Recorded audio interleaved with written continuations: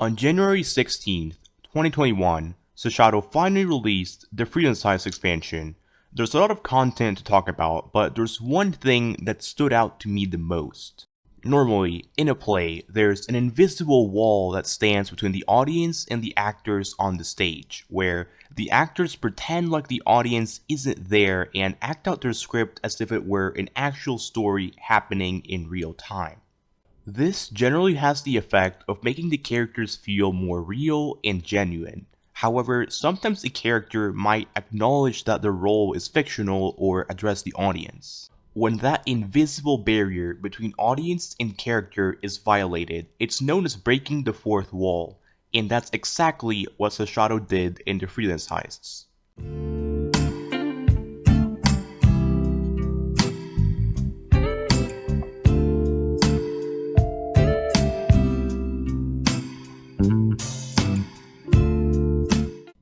There are many examples of dialogue in the Freelance Heist where the characters essentially acknowledge that they're part of a fictional story within a video game. Here's a compilation of several examples.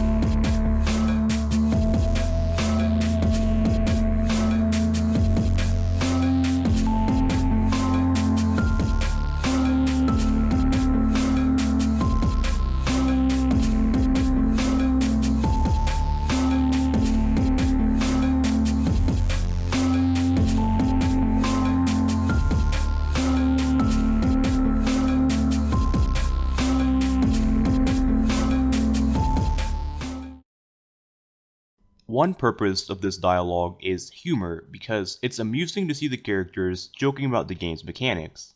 However, I don't think that humor is the only purpose. In fact, I believe that by breaking the fourth wall, Sashado is trying to tell something very fundamental about the game's story, which I'll get to later in the video. If you were to take the main plot points of the story and put them in a timeline, then you'll see that there's a clear, logical progression of events. With the exception of the Kill House and arguably Project Onyx, which I won't get into in this video, the story of Entry Point is, at its heart, a realistic one. At any point in time, you can expect the story to follow the laws of reality.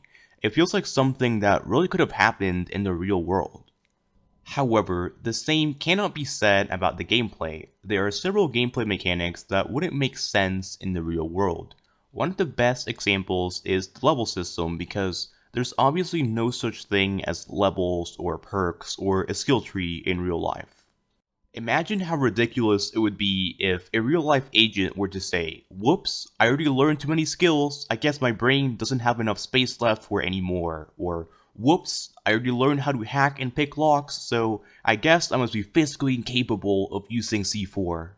Basically what I'm saying is that because the story is realistic and certain game mechanics aren't, we can only conclude that those mechanics don't exist within the story. The reason Sish implemented the level system is to make the gameplay more balanced, since having a character with every perk would be extremely overpowered. The same concept applies to the mission difficulties, because the very idea of difficulty scales doesn't exist in the real world. Factors like detection rate, health points, and damage points aren't real tangible things. These features only exist to give the player more options and create a better game experience.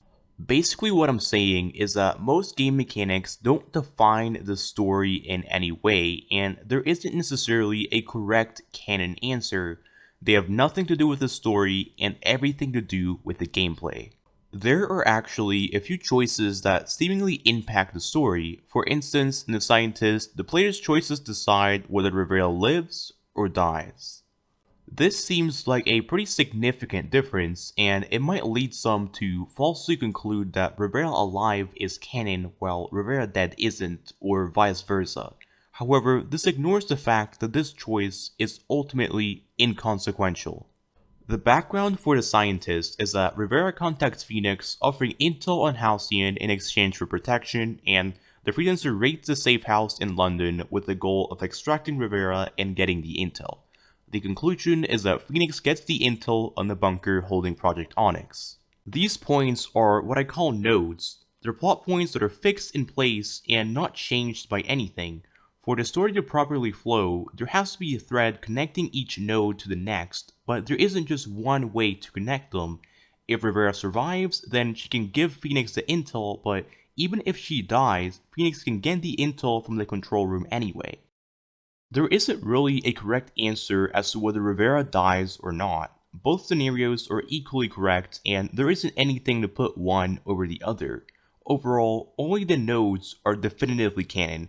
Everything in between is up to the player, with every scenario being equally correct so long as it manages to connect the nodes. You can think of the timeline as being like a thick rope that occasionally subdivides into its individual strands, but all of those strands eventually join back together, making their divergence only temporary. The departure cutscene in the Freelance Heist is one of the best examples of this concept.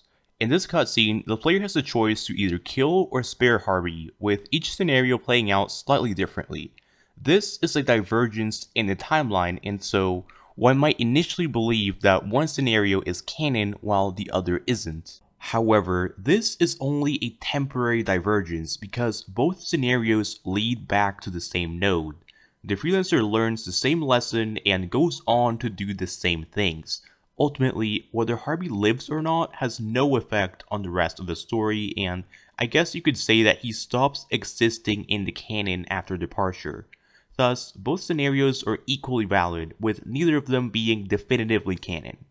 Most video game stories fall under one of two main structures. The first structure has a single timeline, where the player has no real impact on the story and plays through a predetermined set of events. The second structure has several branches, where the player's choices have a major impact on the story.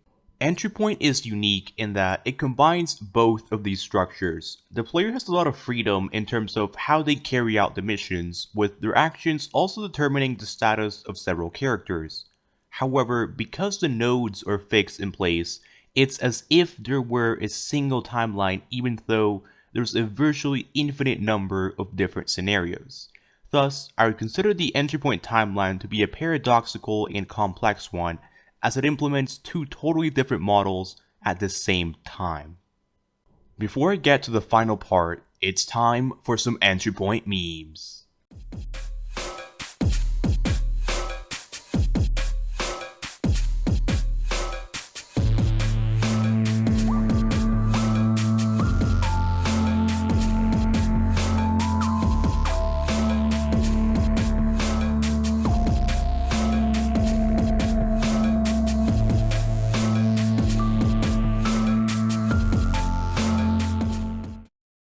The fourth wall breaks in the Freelance Heist add an interesting layer to the timeline.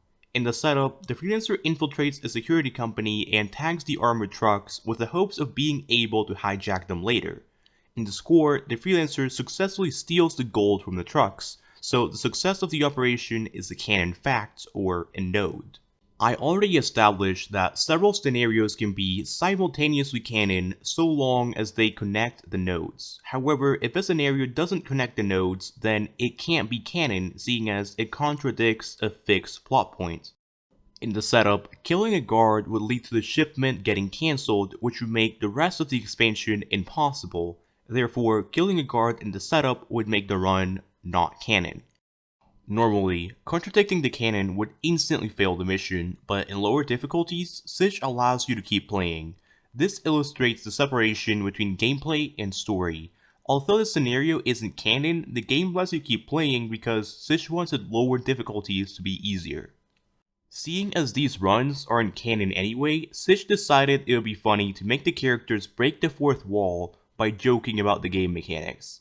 This further highlights how the game is just a flexible adaptation of the story, and how it doesn't always define the story, since it would be absurd for the characters to know they're part of a video game. Thus, rather ironically, by breaking the fourth wall, Sitch is actually emphasizing the existence of the invisible wall between gameplay and story. If we go back to the timeline model, then non-canon runs would look kind of like a strand that falls off, starting from one node but failing to connect to the other.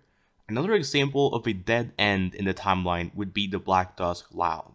Doing this mission in Loud contradicts the node that is the epilogue cutscene, which would make it not canon.